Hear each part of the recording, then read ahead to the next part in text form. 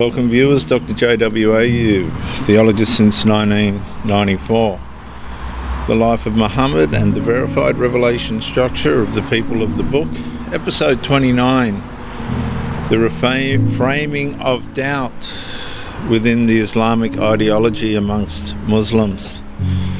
The doubt itself is no longer neutral. Now it enters the room already interpreted.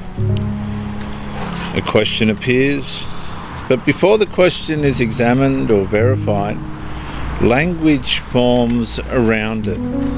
Evasive language, weakness, confusion, temptation, even whispers.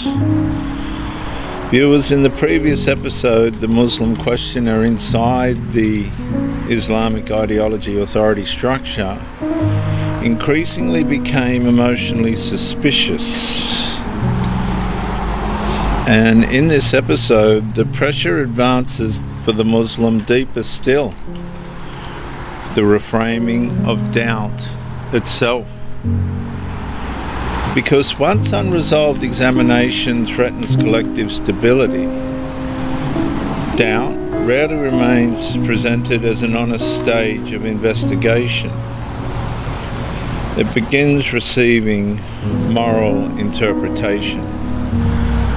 The Muslim listener slowly notices the shift. The concern is no longer simply what is true. Now the atmosphere quietly asks, why is doubt happening? What weakness allowed this? Who influenced him? What danger may follow if the doubt continues? That mechanism becomes extraordinarily powerful because emotional reframing changes how uncertainty itself is experienced psychologically within the Muslim world. The Muslim inside the authority structure of Islam begins regulating thoughts before conclusions fully form. Certain questions feel spiritually dangerous immediately.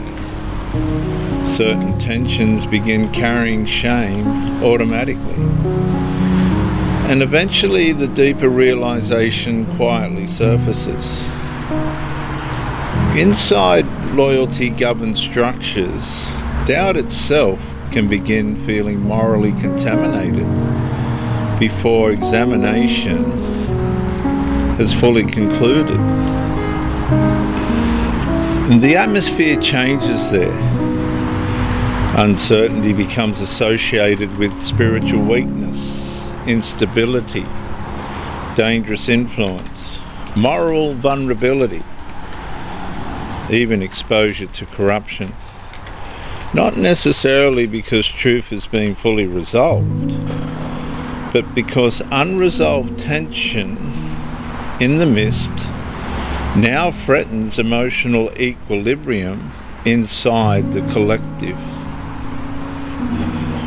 That pattern appears repeatedly throughout religious authoritative history, especially once loyalty regulates belonging, certainty regulates safety, and conformity regulates trust, and preservation regulates interpretation. Because once emotional preservation becomes psychologically fused to the structure itself, doubt increasingly becomes something to suppress rather than something to investigate openly. And the transition becomes subtle, very subtle. The Muslim adherent still believes discernment is occurring, but invisible emotional conclusions have already begun forming around what doubt is allowed to mean. The Qur'anic submission structure repeatedly warns against deviation, whispers, and spiritual corruption surrounding disbelief and uncertainty.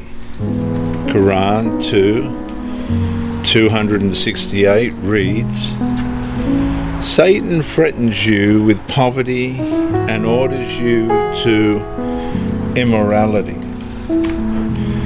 That reinforcement matters enormously because once uncertainty becomes emotionally associated with spiritual danger itself, open examination of the Islamic ideological structure examination narrows rapidly. The atmosphere adapts there too. Curiosity feels unsafe for the Muslim. Internal tension feels shameful for the Muslim. And silence feels protective for the Muslim. And visible certainty becomes emotionally cleansing for the Muslim. And the one tied to the Islamic allegiance structure begins carrying a growing pressure the collective rarely names honestly. And that is fear that unresolved doubt itself may expose the Muslim spiritually, socially, and relationally. And that's not an open investigation. That is behavioural governance operating through moral reinterpretation of uncertainty itself. The prophetic witness carried among the people of the book applies a radical different standard. Questions must remain examinable and verifiable. Doubt must not automatically become corruption. And spiritual legitimacy must withstand testing without psychologically reframing uncertainty as moral failure before verification has fully concluded. And that distinction matters enormously now because verified revelation survives scrutiny without requiring shame. Conditioning, moral reinterpretation, emotional suppression, or fear-governed certainty to preserve allegiance. Yet, beneath the emotional pressure, the unresolved question still remains standing for the Muslim.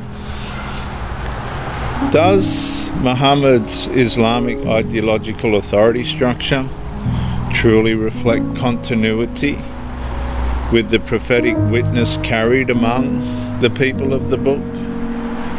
Or has the Islamic reframing of doubt progressively become another mechanism protecting the expanding submission-based structure from unresolved examination? The question still exists for the Muslim, but now the doubt itself feels dangerous. And the room already knows how to interpret it. Like, subscribe, press the bell if you like the content, comment to educate me, and share the video to help somebody else. In the next episode, I'm going to move into the internal split inside the Islamic structure. Because once doubt becomes psychologically dangerous to acknowledge openly, the Muslim increasingly begins dividing externally performed certainty from private, unresolved tension. Till then, bye for now.